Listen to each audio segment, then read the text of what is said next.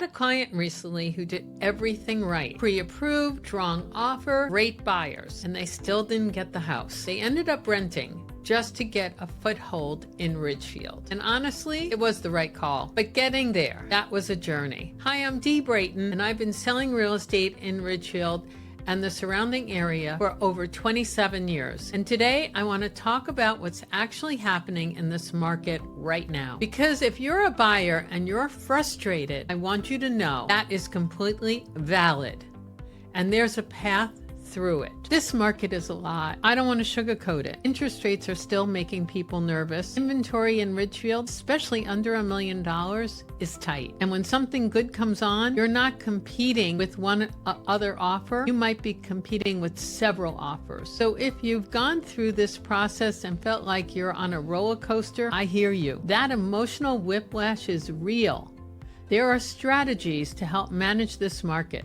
So here's what I've learned. After more than 2.5 decades in this market, the buyers who come out the other side, the ones who actually get the house, are the ones who have a strategy and someone who genuinely is in their corner. I had clients who were ready, truly ready. We looked, we offered, we got close, and then the market just kept moving. And at some point, we had a real conversation. I said, what if we take a step back? Not give up, but regroup. They ended up going with a rental in Ridgefield, got their kids into the schools, got themselves grounded in the community, and now they're in a completely different position to buy, without the desperation, without the panic. That is not a failure. That is a smart pivot. And sometimes the best thing I can do as your agent is tell you the truth, even when it's not what you were hoping to hear. Let me give you a little context on Ridgefield specifically, because people ask me about this all the time. Ridgefield is not like every other market.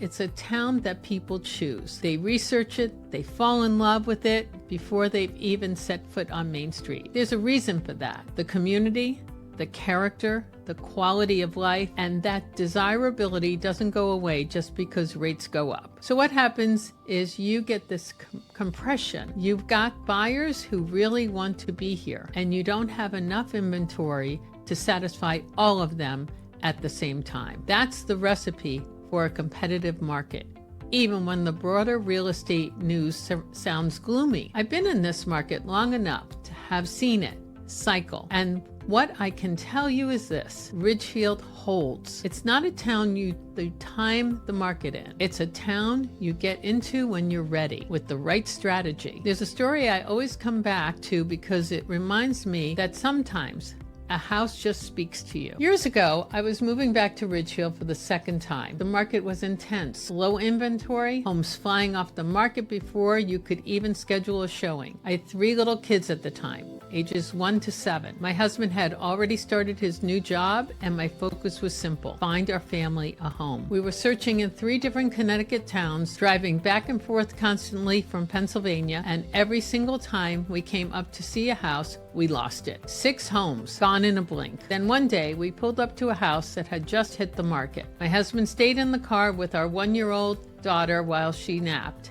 and I walked inside alone. I opened the front door, took a few steps in, and stopped. I immediately turned around, walked back outside, and said, "Get in here. We found our house." The funny thing is, I hadn't even seen the whole house yet. I just felt it. Out of the 8 homes we bought during our marriage, that home became one of the happiest places I still remember to this day. It wasn't about perfection. It was about how it felt when we walked through the door. And when life eventually took us somewhere else, 2 years later, we sold that home in 1 week. I share the story because buying a home is never just about square footage or statistics. Sometimes it's timing. Sometimes it's instinct.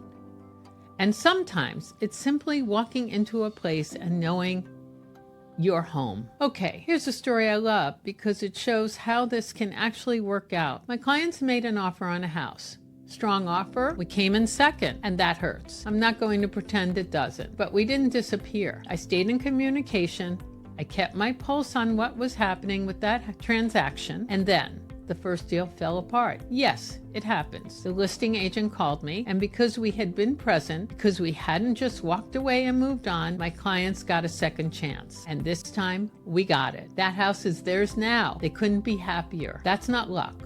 That's strategy. That's staying in it even when it doesn't feel like it's working. Real estate rewards the people who don't give up, especially when they have the right person helping them not give up. Some buyers, especially in a competitive market, start to wonder, should I just go straight to the listing agent? Cut out the middleman. Maybe I'll get a better deal. I understand why that seems logical. I really do. But here's what I need you to understand. The listing agent works for the seller. Full stop. Their job, their fiduciary duty is to get the best price and the best terms for the person who hired them. That's not a criticism.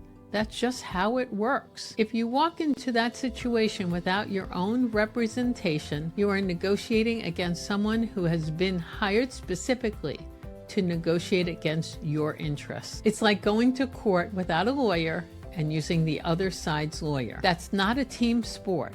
And I always say real estate is a team sport. In a competitive market with multiple offers, having your own representation matters more than ever. While dual agency can work in certain situations, when one agent represents both the buyer and the seller, that agent cannot fully advocate for either side.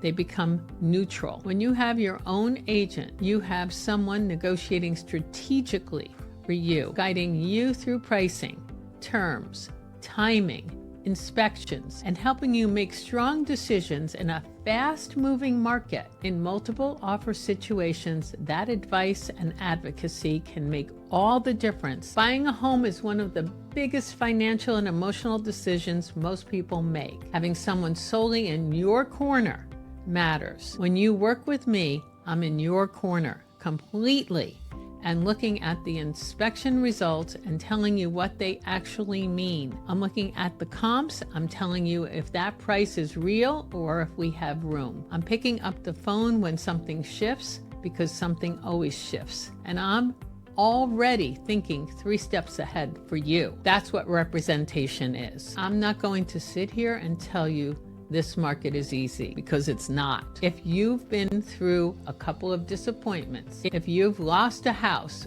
or taken a pause or just felt completely overwhelmed by the whole process, that is completely understandable. What I can tell you is this: the buyers I've worked with who got through it, they had a plan, they had flexibility, they had someone they trusted telling them the truth. Sometimes the truth is, that house was overpriced anyway. Sometimes it's, let's sit tight for 60 days. And sometimes it's, this is it, let's go. That's the job. And I love this job. I've been doing it for 27 years and I still mean that. If you're thinking about buying in Ridgefield or the surrounding area, or if you're somewhere in the middle of the process and just need someone to talk it through with, reach out. It's a smart move.